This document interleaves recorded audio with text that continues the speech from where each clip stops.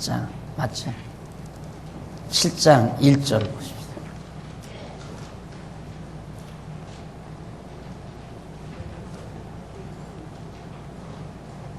여호수아 7장 1절.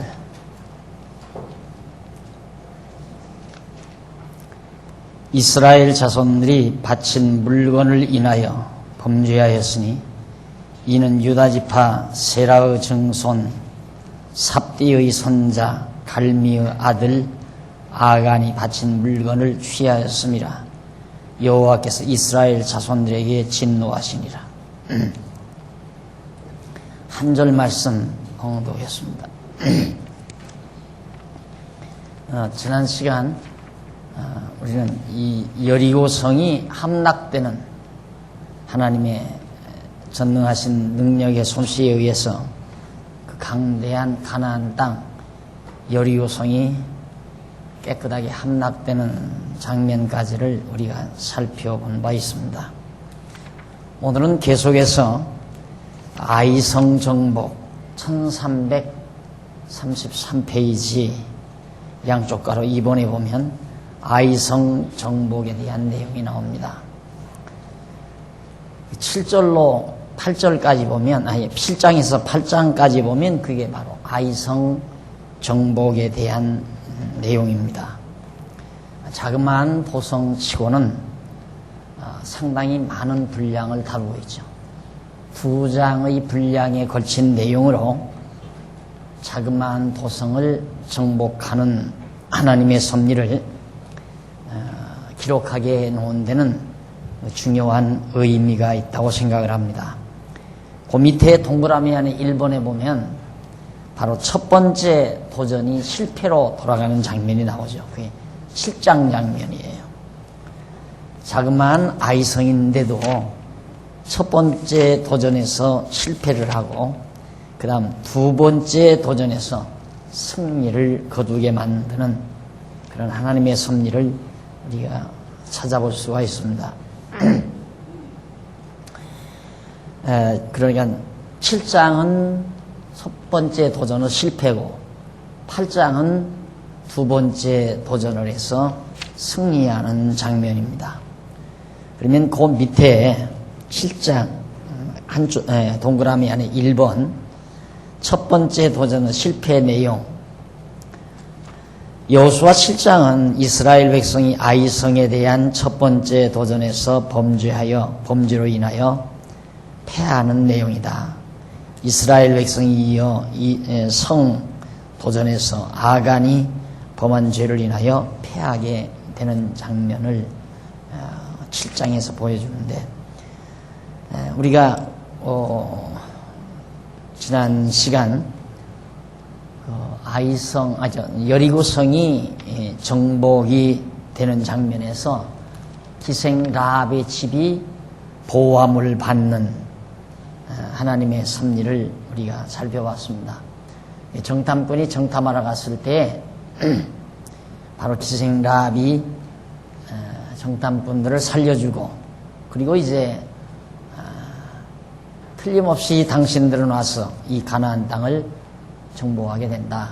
그러니 우리 가정을 좀 살려줄 수 있겠느냐. 그러면 나도 당신들을 살려주겠다.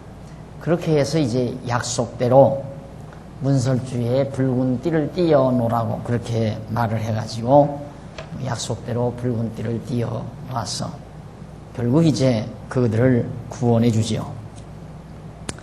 구원해 주는데 그때 이제 여리고성이 무너졌을 때 절대로 어떠한 것이라도 욕심 부리지 말고 전부 다 금, 은, 보석 이런 것들은 하나님이 바치고 나머지는 전부 다 소각시켜버리고 없애버리라. 그렇게 당부를 했는데 결국 아간이라는 사람이 그 여리고성 함락될 때에 거기서 좋은 물건을 가져다가 몰래 감추는 그런 범죄를 그들이 저지르게 되죠. 그래서 그 죄과로 인해서 결국 이스라엘 백성들이 아이성에서 패배하도록 하나님께서 그렇게 섭리하는 장면이 나옵니다. 자, 그럼 넘어가서 7장 1절 아까 읽어드린 대로 이스라엘 자손들이 바친 물건을 인하여 범죄했으니 이는 유다 지파 세라의 증손 삽디의 송자 갈미의 아들 아간이라는 사람이 있었어요. 이 아간이 하나님께 바쳐야 될 그런 물건들을 취해서 여호와께서 이스라엘 자손들에게 진노하는 그런 장면이 거기 소개되고 있습니다. 자, 이 부분도 얼마나 많은 교사들에게 오해를 불러일으키는 장면인지 모르죠. 아간이 하나님께 바쳐야 될 것을 안 바쳤기 때문에 저주를 받아서 망했다. 이런 얘기죠. 그렇게 간단하게 그 부분만 딱 잘라서 얘기하게 되면 말이 되는 것 같아요. 정말 아간이 하나님 앞에 바쳐야 될 것을 안 바치니까 저주를 받았구나. 우리 집안의 일들이 이렇게 잘 안 되고 꼬이는 것은 하나님 앞에 바쳐야 될 헌금을 또는 11조를 제대로 바치지 않아서 이렇게 일이 꼬이고 잘못되는가 보다. 이번에 대학에 떨어진 자식 문제도 그렇고 결혼에 실패한 아들 문제도 그렇고 사업이 어그러져가는 남편의 사업 문제도 그렇고 이런 어려운 문제들이 자꾸 꼬이는 것은 하나님 앞에 바쳐야 될 것을 제대로 안 바쳐서 그러는가 보다. 이렇게 감정을 가지도록, 그런 생각을 가지도록 이 내용을 가르치죠. 그러나 여기 아간이 범죄한 사실은 애당초 하나님께서 여리고성이 함락이 되거들랑 절대 욕심 부리지 말고 다 하나님께 구별할 건 구별하고 없앨 건 없애버려라. 그렇게 했으면 순종을 해야 되잖아요. 이게 결국 불순종의 결과거든요. 근데 불순종했을 때 하나님께서 왜 이렇게 이제 아이성 전쟁에서 패하게 하는가? 그러면 설교를 하려면 예를 들어 여러분 하나님께 바치지 않은 거 안 바쳤기 때문에 하나님께서 여러분의 사업에 실패를 하게 했습니다. 그러나 이번에는 실패했지만 그래도 다음에는 성공할 겁니다. 왜? 아이성도 첫 번째 도전에서는 실패했지만 두 번째 도전에서 성공하지 않았습니까? 그러니까 하나님 앞에 바칠 것 안 바쳐서 설령 벌을 받아가지고 아기가 대학에 떨어지고 남편이 사업에 실패했더라도 걱정하지 마십시오. 두 번째는 다 합격이 되고 두 번째는 성공할 겁니다. 이렇게 가르쳐야 되잖아요. 성경대로 가르치려면. 그런데 거기까지는 안 가르치는 거예요. 망한다. 하나님 것 바치지 않으면 망한다. 여기까지만 가르치는 거예요. 쉽게 말하면. 그런데 아간이 하나님의 것을, 그러니까 금은보화 막 아주 외투가 또 좋았어요. 그런 것들을 안 바치고 돈 갖다가 감춰놨단 말입니다. 그것 때문에 이제 하나님께서 너희들이 아직도 하나님을 순종하지 않는구나. 하나님의 말씀을 불순종하는구나.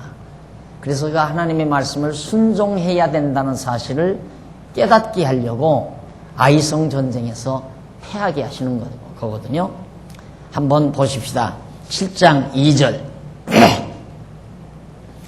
아이성 도전에서 이스라엘 백성이 실패를 하게 되는데 2절 여호수아가 여리고에서 사람을 베델 동편 베다원 곁에 있는 아이로 보내며 그들에게 일러 가로되 올라가서 그 땅을 정탐하라 하매 그 사람들이 올라가서 아이를 정탐하고 여호수아에게 돌아와서 그들에게 이르되 백성을 다 올라가게 말고 2,3천 명만 올라가서 아이를 치게 하소서. 그들은 소수니 숫자가 아주 적으니까 모든 백성을 그리로 보내어 수고롭게 마소서 하므로 백성 중 3,000명쯤 그리로 올라갔다가 아이 사람 앞에서 도망하니 아이 사람이 그들을 36인쯤 죽이고 성문 앞에서부터 스바림까지 쫓아와서 내려가는 비탈에서 쳤으므로 백성의 마음이 녹아 물같이 되었더라.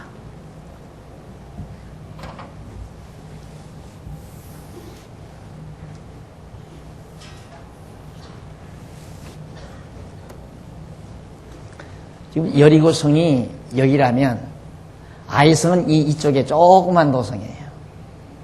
여리고성에서 얼마 안 된단 말입니다. 그러니까 이스라엘 백성들이 이쪽 요단 모압 평지, 요단강 동편 쪽의 모압 평지에서 지금 가가지고 제일 첫 성 여리고성을 아주 대성공을 했단 말입니다. 완전히 멸망시켜버리고 다 파괴시켜버리고 승리를 거두었어요. 그런데 여기 조그마한 도성이 있어요. 그래서 먼저 정탐꾼을 보내봤어요. 보내보니까 가보니까 성도 조그만하고 사람 수도 얼마 안 됩니다. 그러니까 뭐 우리 백성 우리가 다 올라갈 필요 없습니다. 자기들이 보기에는 한 2, 3천 명만 올라가서 해도 너끈히 이들을 해치울 수 있겠습니다. 그러니까 얼마나 2, 3천 명이 올라가서 정복할 수 있는 도성이라면 자그마한 시골 마을 정도, 그 정도밖에 안 될 거예요. 자그마한 시골 마을 정도. 그러니까 별것 아니다 이거죠. 이건 뭐 큰 도성이고요, 아이성은. 그러니까 이런 대단한 큰 도성도 우리가 다 정복해서 멸해버렸는데 이건 뭐 조그만 것쯤이야 뭐 우리 다 가서 할 필요 뭐 있습니까 이 말이죠. 그 말 자체가 얼마나 잘못된 겁니까. 그러니까 벌써 일이 이루어지게 되면 어떤 일이 이루어지게 되면 사람이 흥분이 돼가지고 자기가 한 줄 알아요. 자기 능력으로 되는 줄 안다 이 말이죠. 그러니까 자기들이 숫자가 많아서 이 여리고성을 헐어온 게 아니죠. 여리고성을 친 게 아니잖아요. 이스라엘 백성이 숫자가 많아서. 그런데 여기는 숫자가 얼마 안 되니까 숫자 작게 가도 이기겠습니다 이 말은 여기는 우리의 숫자가 많아서 이겼습니다 하는 말과 같은 의미를 담고 있는 거란 말입니다. 그러니까 얼마나 생각이 잘못된 거예요. 그러니까 결국 그 말을 듣고 3,000명을 아이성으로 보냈어요. 3,000명만. 보나마나 패하게 돼 있죠. 전쟁의 승패는 수에 달려있는 게 아니고 하나님의 능력에 달려있는데 아무리 작은 도성이라도 큰 군대가 가서 망하게 할 수도 있고 아무리 큰 도성 여리고라 할지라도 적은 숫자를 가지고도 이기게 하시는 하나님이란 말입니다. 그러면 여리고성이 저렇게 무너놨으면 살아계신 여호와 하나님을 의지하고 하나님 또 하시는 일을 바라보자고 다 올라가야 될 거 아니에요. 아이성으로 몽땅 다 가서 우리의 숫자의 힘으로 이길 게 아니라 가서 하나님께서 이 작은 도성도 무너지게 하는 모습을 여러분이 가서 봐라. 그래서 다 같이 가야 되는데 다 안 가고 30명, 3,000명 너희들이 가서 해치워라 이 말이에요. 하나님 의지할 것도 없다는 얘기 아닙니까? 너희들이 가서 해치워도 충분하다. 그런데 가가지고 실패로 돌아가 버리고 말아요. 아이성 전쟁에서 크게 패하게 되고 36명이나 백성들이 사로잡혀서 죽임을 당하고 결국 성 문 앞까지 아이성 백성들이 쳐들어오게 되었습니다. 성 문 앞에서부터 스바림까지 한참 쫓아 내려왔다는 말입니다. 이런 대실수를 저지르게 됐는데 거기 한번 조금 읽어보십시다. 1335페이지 1335페이지 절대 많은 수 가지 말고 뭐 수고할 필요 없습니다 라고 그렇게 말하는 것, 그렇게 말하는 것은 제일 위에 앞부분에 이는 정탐자들이 커다란 착각 속에서 하는 말이다.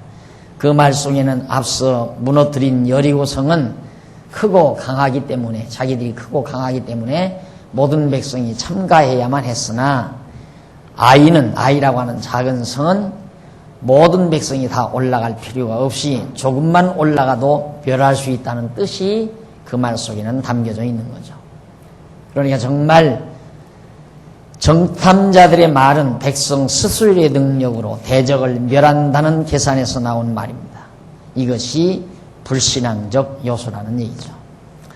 그 다음 그 밑에 7장 6절로 9절에 보면 여호수아가 옷을 찢고 여호와께 탄식하며 간구를 했습니다. 전쟁에서 실패해버렸으니까 여호수아가 지금까지 두렵고 떨리는 마음으로 들어가서 여리고성이 무너지니까 얼마나 담대함을 얻었겠어요. 그런데 생각지도 않게 아이성이 무너져 버리는 거 아니에요. 생각지도 않게 아이성이 무너져 버리고 아이성에 패해버리고 맙니다. 그러니까 여호수아가 다급한 나머지 그때야 하나님 여호와를 찾죠. 이것이 인간의 얄팍한 생각이에요. 잘 되면 하나님을 의지하지 않고 잘못되고 어려울 때 하나님을 의지하게 되니까 하나님께서 인간으로 하여금 하나님 경외하고 의지하게 하려면 어떻게 해야 되겠어요? 잘 되게 하면 안 되잖아요. 늘 잘못되게 해야 돼요. 이런 말 하면 여러분 우리들은 그렇게 생각해요. 나는 잘 되게 해도 절대 하나님 멀게 안 할 건데 잘 안 되니까 지금 하나님 의지하고 있지. 정말 힘이 있어 보세요. 정말 힘이 있으면 여러분들도 지금 하나님 생각보다는 딴 생각해요. 딴 생각. 여러분 지금 하다못해 몇십억대 재산 딱 가지고 있고 여유자금 있고 뭐 매달 들어오는 수입이 상당히 많고 여기 앉아 있을 사람 별로 없을 거예요. 그렇죠. 여기 앉아서 하나님의 뜻 살피고자 하는 사람 별로 없을 거예요. 이 말 들으면 기분 나쁠 거야. 우리는 그보다 더 많이 들어오는데 참 지혜로운 사람이죠. 그런 사람이라면. 그런 사람은 참 지혜로운 사람이에요. 그런데 보편적으로는 그 정도 여유 있으면 지금 여기 없어요. 어떻게든지 뭐 쾌락을 즐기려고 별짓 다 궁리하고 돌아다니지.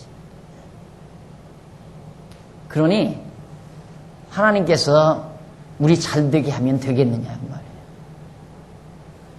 아니 여기서 그렇게 하나님께서 모세를 통해서도 말해주고 하나님이 직접 여호수아에게도 말해주고 강하고 담대하라 내가 너와 함께한다. 두려워하지 말고 가라. 가는 곳에 너희 형통하게 해준다. 당부하고 당부해서 정말 요단강 갈라지는 것도 다 눈으로 본 사람들 아니에요. 야 하나님이 우리와 함께 하시는구나. 여리고성 무너나는 것도 자기들이 눈으로 확인했고 그런데 그 순간 잊어버리느냐 이 말이에요. 그 순간 잊어버린다는 게 여러분 이렇게 까마득하게 잊어버리는 게 아니에요. 그 생각 자체가 빗나가는 거예요. 작은 숫자만 가도 되겠다. 그 말이 뭐예요? 우리 힘으로 가능하다 그 말이에요. 우리 힘으로 가능하다. 그게 불신앙이에요. 우리가 할 수 있다 저건 자그마한 거니까 넉넉히 우리가 해치울 수 있다. 그런 자체가 바로 불신앙이라 이 말이에요. 그러니까 신앙이란 뭡니까? 어떤 일이든지 큰 일이든지 작은 일이든지 하나님이 나와 함께 하시지 아니하시면 안 된다.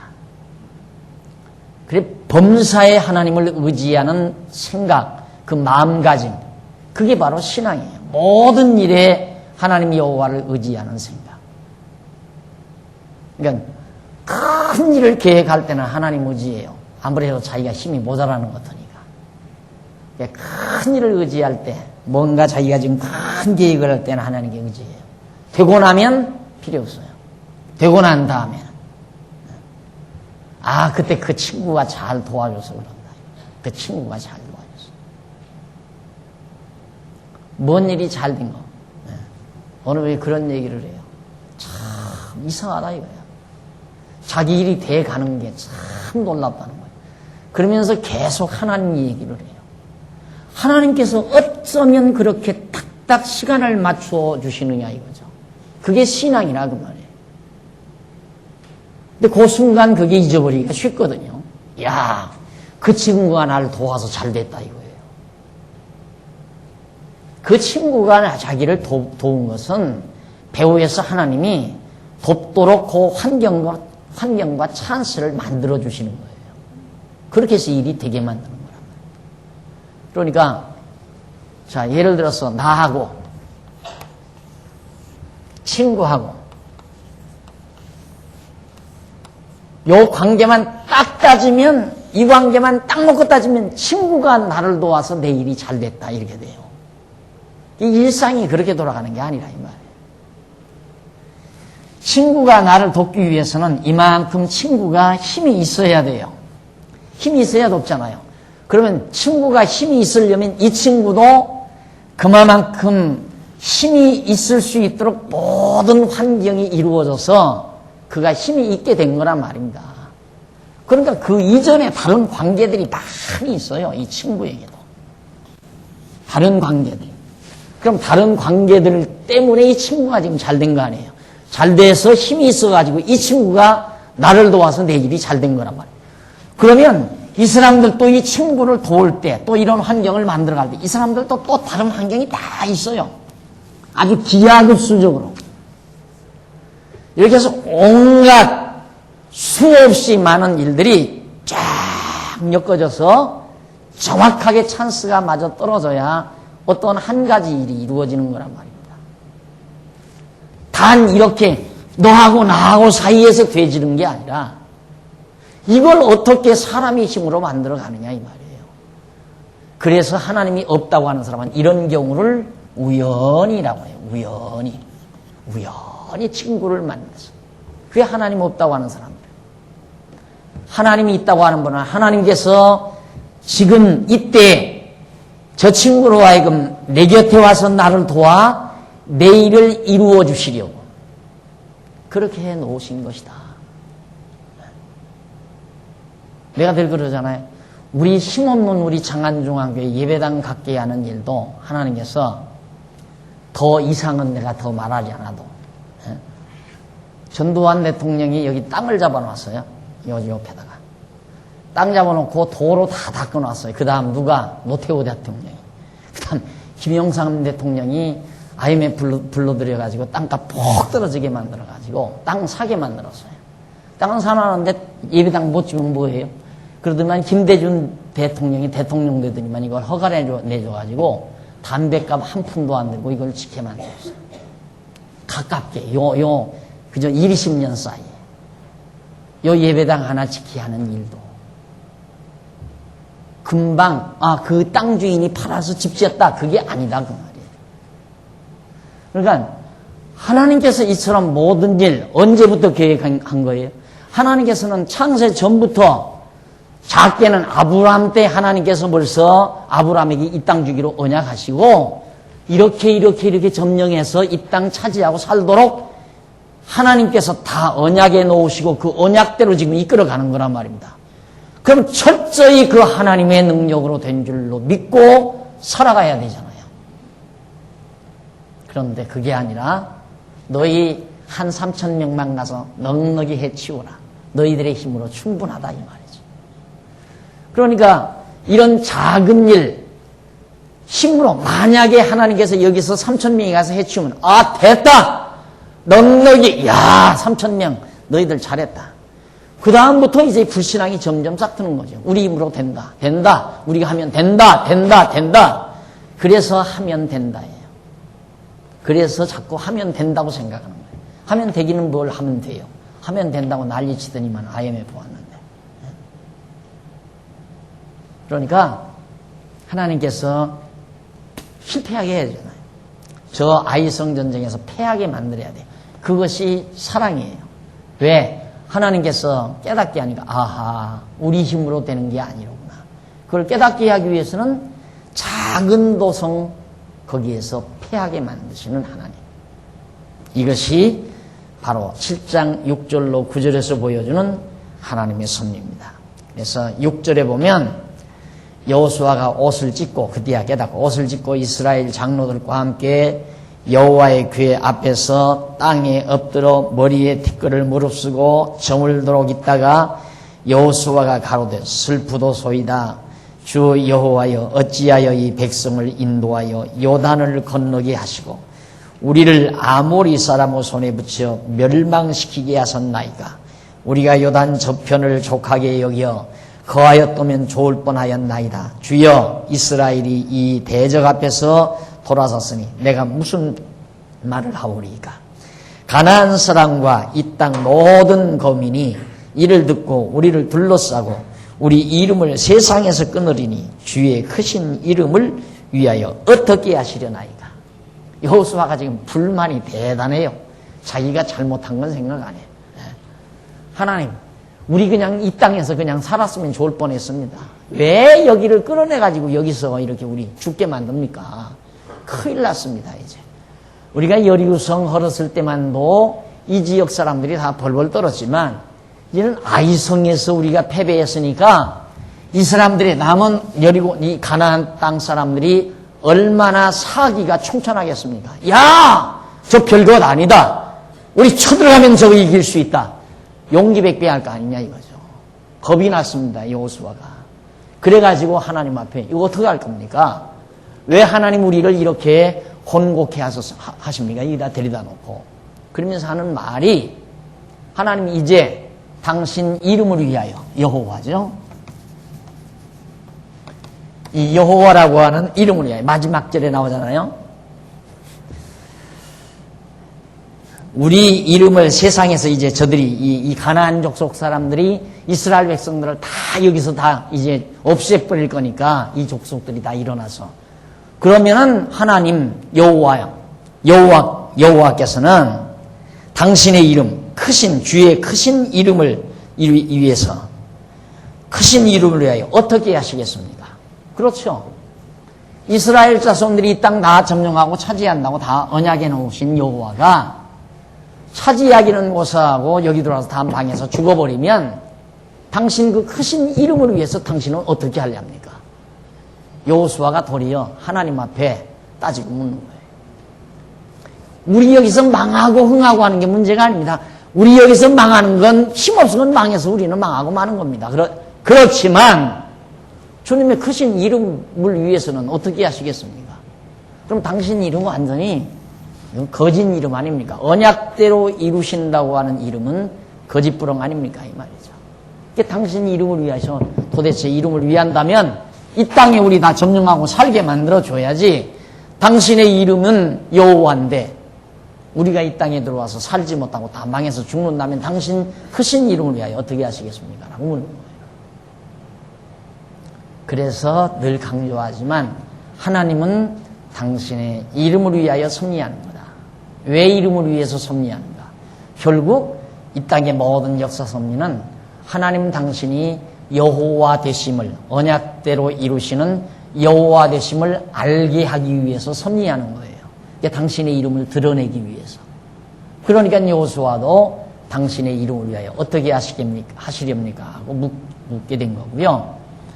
또 시편에 보면 다윗이 시편 23편에서 그렇게 노래하죠. 하나님이 세상에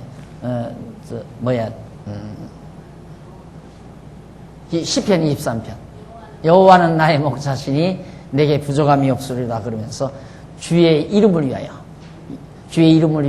의의 길로 인도하시는다. 이스라엘 백성들을 주의 이름을 위하여 여호와라고 하는 이름을 위하여 의의 길로 인도하시는다. 의의 길이란 이 길 아니에요? 이렇게 돌아서 이렇게 가는 길. 이게 의의 길이에요. 의의 길. 하나님의 정하신 뜻을 따르는 길. 그게 의의 길. 왜 이 길로 인도하시는가? 당신 이름을 위하여 인도하십니다. 이스라엘 백성을 위하여 인도하는 게 아니라 당신 이름을 위하여 인도하신다. 우리가 이걸 깨닫고 나면 훨씬 더 담대해지죠. 당당해지고. 아하, 하나님은 당신의 이름을 위하여 절대 우리를 버릴 수가 없구나. 결국 하나님은 당신의 이름을 위하여 우리를 반드시 영원한 하나님의 나라로 인도해 가시는구나. 그런 하나님임을 우리가 깨닫고 나면 든든하잖아요. 늘 우리가 불안한 이유는 상대가 안 믿어지기니까 불안한 거거든요. 상대가 믿을 만하지를 못하니까. 그러니까 불안하잖아요. 근데 우리 하나님 딱 믿을만한 분으로 딱 믿어져 버리면 불안할 거 하나도 없잖아요. 절대. 이게 여호수아도 그 말이에요. 우리 여기서 망하고 흥하는 건 문제가 아니라 당신 이름을 위하여 어떻게 하실 겁니까? 라고 반항적으로 하나님 앞에 지금 기도한 거죠. 어떻게 하시렵니까?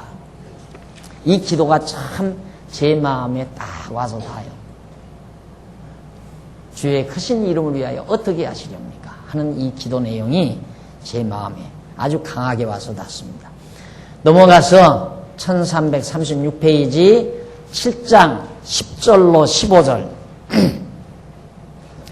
여호와께서 여호수아에게 해결책을 허락해 주십니다. 어떻게 해라 하고 해결책을 허락하는데 뭐냐면 여호와께서 10절 여호수아에게 이르시되 일어나라 어찌하여 이렇게 엎드렸느냐 이스라엘이 범죄하여 내가 그들에게 명한 나의 언약을 어기었나니 곧 그들이 바친 물건을 취하고 도적하고 시기하여 자기 가국 가운데 두었느니라. 그러므로 이스라엘 자손들이 자기 대적을 능히 당치 못하고 그 앞에서 돌아섰나니 이는 자기도 바친 것이 됨이라. 그 바친 것을 너희 중에서 멸하지 아니하면 내가 다시는 너희와 함께 있지 아니하리라. 너는 일어나서 백성을 성결케 하여 이르기를 너희는 스스로 성결케 하여 내일을 기다리라. 이스라엘의 하나님 여호와의 말씀이 이스라엘아 너희 중에 바친 물건이 있나니 네가 그 바친 물건을 너희 중에서 제하기 전에는 너희 대적을 당치 못하리라. 아침에 너희는 너희 지파대로 가까이 나오라. 여호와께 뽑히는 지파는 그 족속대로 가까이 나올 것이요 하나님 여호와께 뽑히는 족속은 그 가족대로 가까이 나올 것이요 여호와께 뽑히는 가족은 그 남자대로 가까이 나올 것이며 바친 물건을 가진 자로 뽑힌 자를 불사르되 그와 그 모든 소유를 그리하라. 이는 여호와의 언약을 어기고 이스라엘 가운데 명령된 일을 행하였음이라 하였더라. 망령된 일을 행하였기 때문에. 그러니까 여호수아의 그 기도를 여호와 하나님께서 들으시고 야, 내가 왜 너희들 여기 실패하게 한 줄 아느냐. 너희 가운데 범죄한 자가 있다. 그러니까 그 범죄한 자를 찾으라. 그러면서 우선 12지파를 놓고 거기서 하나를 뽑아라. 그러면 그 지파가 하나 뽑히면 그 지파 중에서 가족 수를 뽑아라. 가족대로 뽑아라. 가족 지파대로. 그래서 또 거기서 이제 한 남자대로 뽑아라.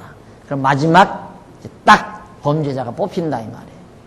그럴 때 그 사람은 태워 죽여버려라. 그러면 이제 너희에게서 이런 진노가 없어진다. 그 말이에요. 자, 이렇게 해서 하나님께서 여호수아에게 해결 방법을 가르쳐 줍니다. 그래가지고 넘어가 보면 1338페이지 7장 16절로 21절 여호수아에게 뽑힌 아간이 숨긴 것을 모두 자복을 합니다. 다 이제 제비를 뽑아요. 일이 계속해서 뽑는데 딱 누가 잡히냐면 아간이라는 사람이 다 뽑힙니다. 이에 여호수아가 아침 일찍이 일어나서 이스라엘을 그 지파대로 가까이 나오게 하였더니 유다 지파가 뽑혔고 유다 족속을 가까이 나오게 하였더니 세라 족속이 뽑혔고 세라 족속 남자들을 가까이 나오게 하였더니 삽디가 뽑혔고 삽디의 가족 각 남자를 가까이 나오게 하였더니 유다 지파 세라의 정손이요 삽디의 손자요 갈미의 아들인 아간이라는 사람이 딱 뽑혔습니다. 19절 여호수아가 아간에게 이르되 내 아들아 청하노라 이스라엘의 하나님 여호와께 영광을 돌려 그 앞에 자복하고 네 행한 일을 내게 고하라. 그 일을 내게 숨기지 말라. 아간이 여호수아에게 대답하여 가로되 참으로 나는 이스라엘 하나님 여호와께 범죄하여 여차여차히 행하였나이다. 내가 노력한 물건 중에 시날산의 아름다운 외투한 벌과 큰 것도 아니에요. 요즘으로 하면 밍크오바 하나죠. 외투한 벌과 은 200세겔과 50세겔 중의 금덩이 하나를 보고 탐내어 취하였나이다. 보소서 이제 그 물건들을 내 장막 가운데 땅 속에 감추었는데 은은 그 밑에 있나이다. 은도 좋고 외투가 너무 좋았던가 봐요. 그래서 외투에다가 은을 꼭꼭 싸가지고 땅 속에다가 꽉 묻어놨어요. 이 아간이. 그러니까 여리고 성불원할 때 그랬다 이 말이죠. 그러니까 하나님께서 그렇게 하지 말라고 다 당부했잖아요. 그러니까 우리가 하나님 앞에 불순종하는 게 대범한 것도 아니에요. 대범하게 하는 것도 아니고 아주 치사한 것 때문에, 곧 별것도 아닌 것 때문에 하나님 잊어버리고 산다 그 말이에요. 대담한 거 뭐 대범한 것도 아니에요. 그 외투한 벌, 좀 입으면 어떠고 안 입으면 어때요? 입으면 어떠고 안 입으면 어때요? 그런데 기어코 그게 욕심이 나가지고, 그것도 여자가 또 외투가 민코오바가 욕심이 났다고 혹시나 여자는 죄송하지만 여자들은 뭐 민코오바 입어야 산다면서요. 그거 못 입으면 사람 속에 못 든다며. 그런다니까. 혹시 그럴지 모르지만 사내 자식이, 아가는 사내예요. 남자. 그 외투한 벌 입겠다고 하나님께로부터 그렇게 신신당부 하나님의 말씀 가르쳐 줬건만 그걸 잊어버리고, 그래 하나님이 지금 다 보고 계시고 감찰하고 계시니까 알았다면 어떻게 하지 말라는 짓을 골라서 그렇게 하느냐 이 말이에요.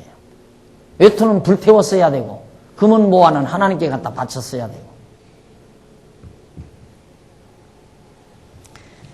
그래서 결국 아간이 이제 잡히게 됐습니다. 그래가지고 범죄를 확인을 하죠. 39페이지에 보면 7장 22절로 26절 이 범죄를 확인하는데, 이에 여호수아가 사자를 보내매 그의 장막에 달려가 본즉 물건이 그의 장막 안에 감추었는데 은은 그 밑에 있는지라. 그들이 그것을 장막 가운데서 취하여 여호수아와 이스라엘 모든 자손에게 가져오매 그들이 그것을 여호와 앞에 놓으니라. 여호수아가 이스라엘 모든 사람으로 더불어 세라의 아들 아간을 잡고 그 은과 외투와 금덩이와 그 아들들과 딸들과 소들과 나귀들과 양들과 장막과 그릇 무릇 그에게 속한 모든 것을 이끌고 아골 골짜기로 가서 여호수아가 가로되 네가 어찌하여 우리를 괴롭게 하였느냐. 여호와께서 오늘날 너를 괴롭게 하시리라 하니 온 이스라엘이 그를 돌로 치고 그것들도 돌로 치고 불사르고 그 위에 돌무더기를 크게 쌓았더니 오늘날까지이더라. 여호와께서 그 극렬한 분노를 그치시니 그러므로 그곳 이름을 오늘날까지 아골골짜기라 부르더라. 아골골짜기. 아골골짝 빈들에도 봉 들고 가보다. 그 노래이죠. 아골골짝이 바로 이 아간이 돌에 맞아 죽은 장소입니다. 그래서 돌 무더기를 이렇게 만들어 놨어요. 돌로 무더기. 왜? 그것도 역시 자손들이 물을 거 아니에요. 저 돌 무더기에는 왜 저렇게 만들어 놨어요? 물으면 그 이야기 해주라고. 하나님께 불순종하고 외투한벌하고 은하고 도둑질에다가 아간이라는 사람이 감췄다가 하나님 앞에 진노를 받아서 돌에 맞아 죽었단다. 저 돌 무덤 안에 바로 아간이 뼈가 묻혀 있다. 이렇게 해서 하나님 순종하는 걸 가르치게 하려고. 그러니까 하나님의 말씀을 기억하고 생각하고 하나님을 의지했다면 도둑질도 안 했거니와 아이성 가서 치라고 할 때도 그렇게 건방진 생각을 안 했을 거란 말입니다. 자기들이 넉넉히 해치울 거라는 건방진 생각도. 하나님이 우리와 함께 하지 아니하십니까? 3,000명 가라고 했을 때도 그래야 하잖아요. 여호수아님, 장군이여, 우리만 가면 안 됩니다. 하나님이 우리와 함께 가야지. 우리 3,000명이 가서 3,000명 아니라 3만 명 아니라 3천만 명이 가도 하나님이 우리와 동행하지 아니하면 안 됩니다. 그러니까 하나님이 우리와 동행하도록 우리 온 백성들이 같이 가십시다 해야 하는데, 아, 그래요? 그건 우리가 가서 해치울 수 있죠. 해치울 수 있죠. 하고 갔을 거 아니냐. 이 말 3,000명이. 그래서 결국 아이성 전쟁에서 패하고 말게 됐습니다. 그런데 여기 보면 이제 그 앞서 338페이지 거기 보면 밑에서 9째 줄에 보면 히브리어 하나 나오죠. 히브리어. 그 뽑아라. 각 지파에서 뽑아라. 뽑혔다. 뽑아라. 그게 뭐냐면 추첨하는 거예요. 추첨. 요즘으로 하면 제비뽑기나 마찬가지죠.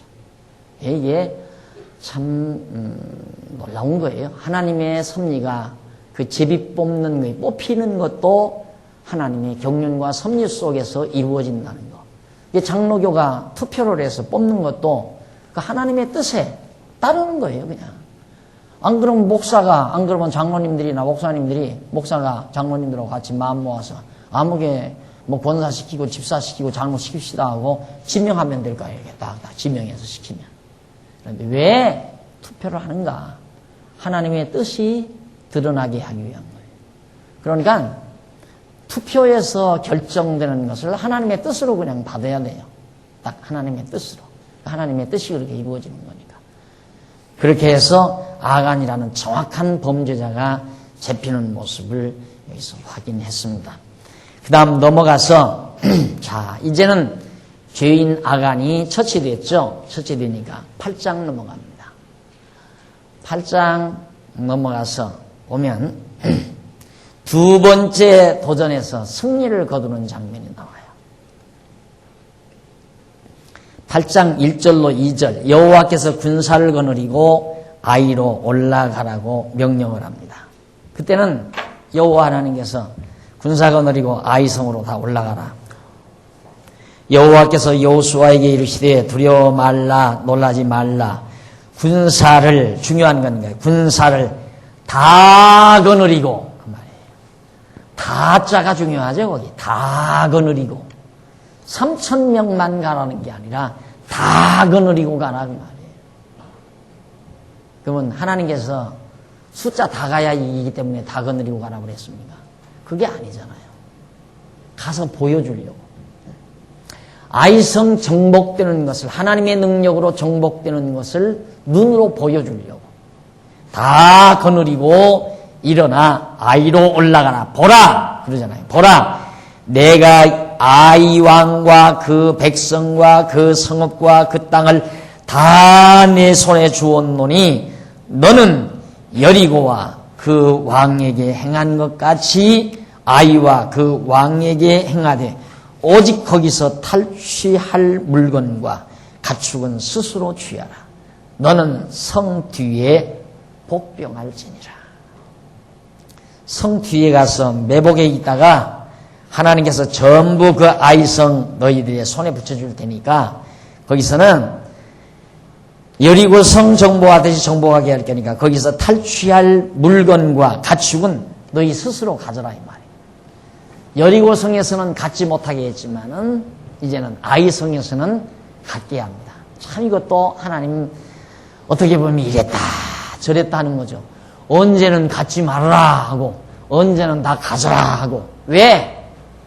순종의 미덕을 배워가게 하기 위한 거예요. 순종의 미덕을 배우게 하기 위해서. 하라 하지 마라. 왜 군대 가면 군대에서 공연히 오늘은 가서 방공을 팔아. 그랬다가 또 내일은 가서 그거 다 메꿔라. 그 다음 또 팔아. 메꿔라.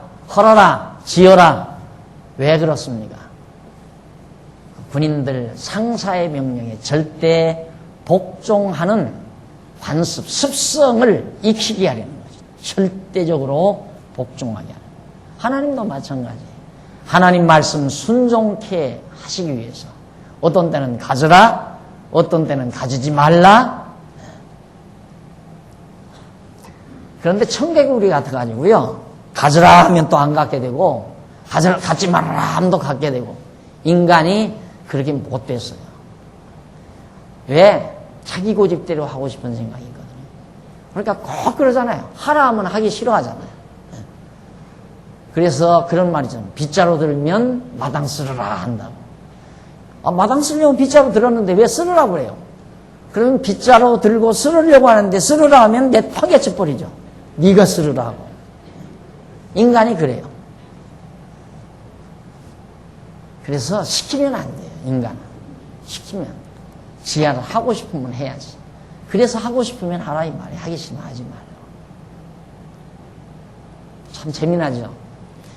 다음 주일날 우리 바꾸기로 했잖아요. 우리 장안중학교 주일날 금식 한번 하자. 굽는 법도 한번 연습해보자. 굽는 것도 어렵더라고요.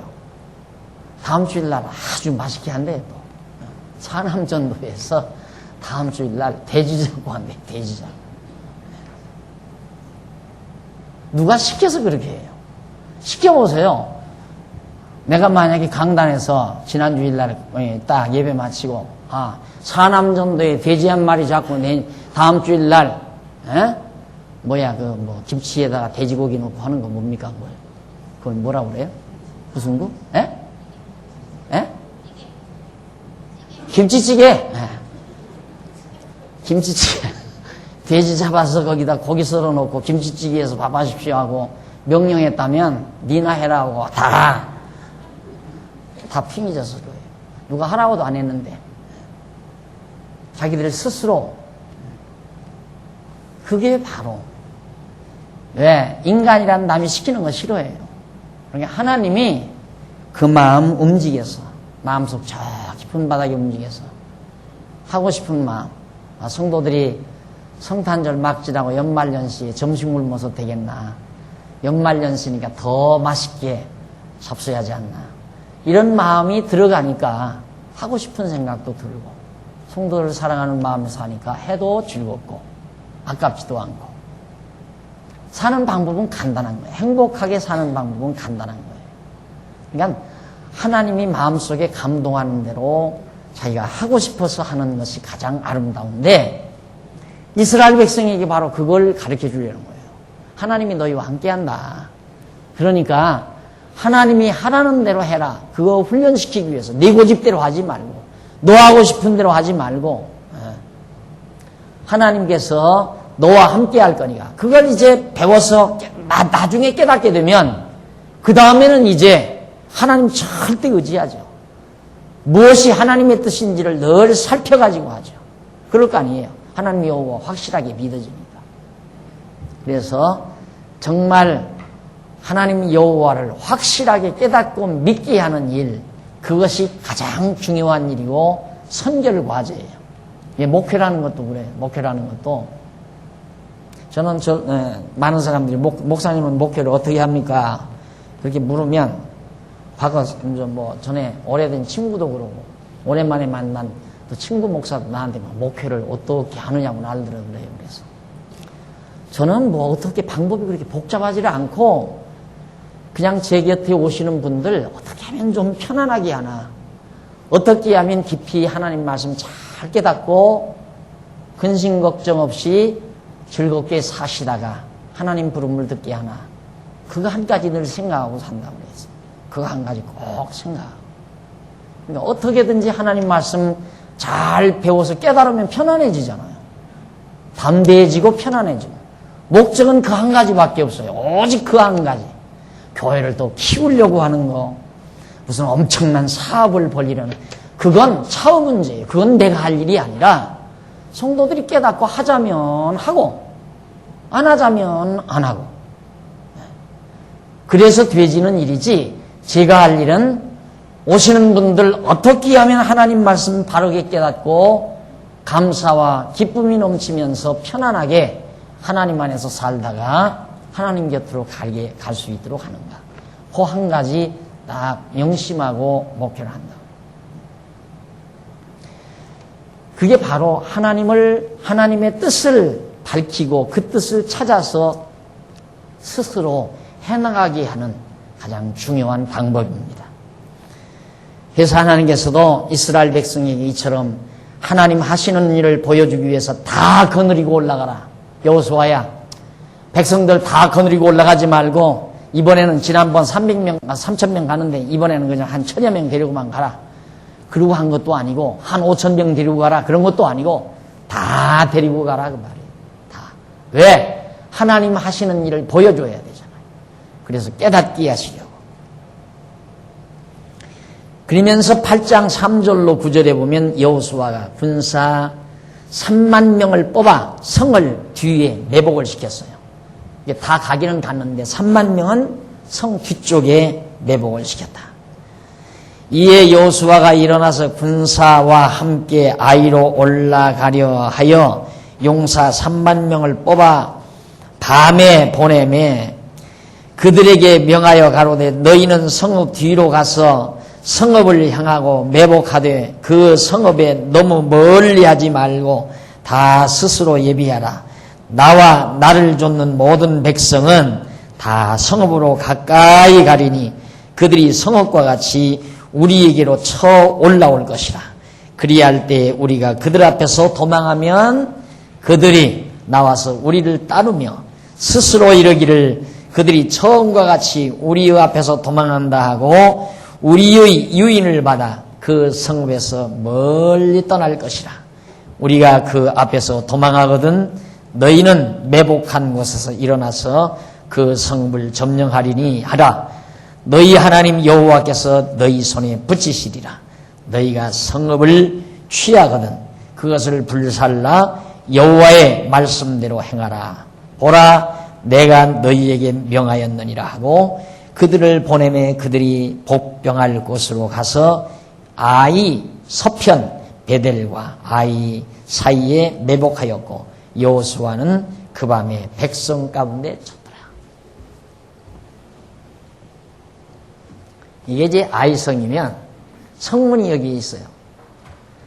그러면 이쪽 뒤에다가 3만 명 하나님께서 이 방법을 가르쳐 줬잖아요. 매복시켜라 하나님께서 이 뒤에다가 성 뒤에다가.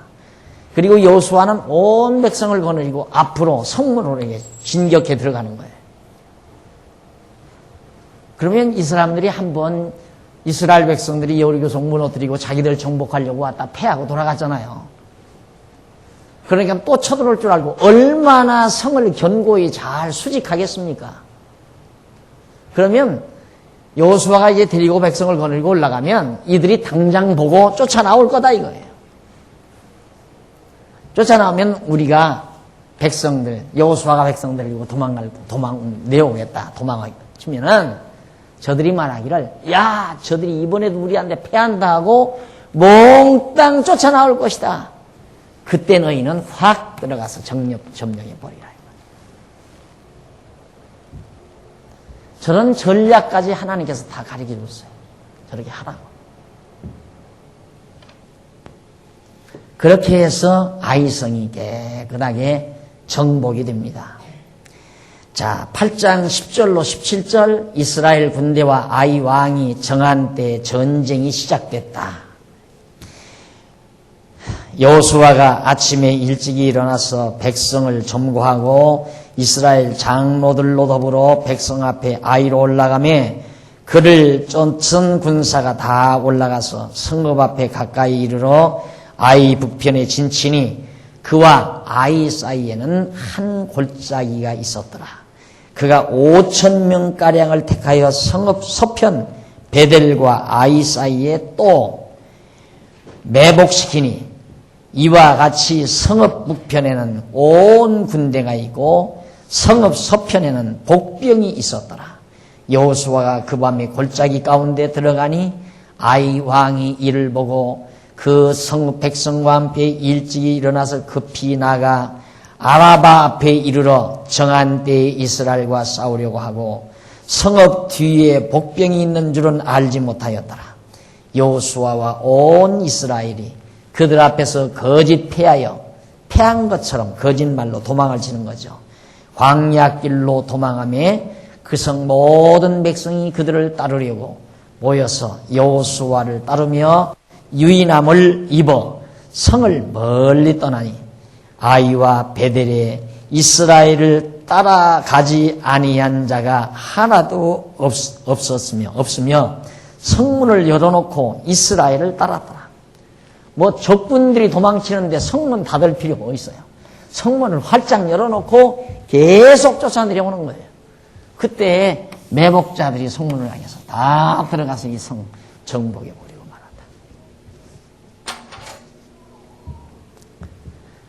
이렇게 해서 결국 이스라엘 백성들이 아이성을 정복하는 장면이, 정복하게 된 장면이 지금 거기 소개됐습니다.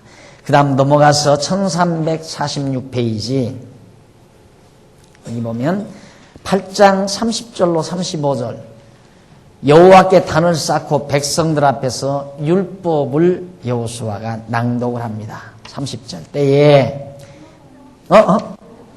그래요? 죄송합니다. 네, 한 장 더 넘겼네요. 네, 24절로 29절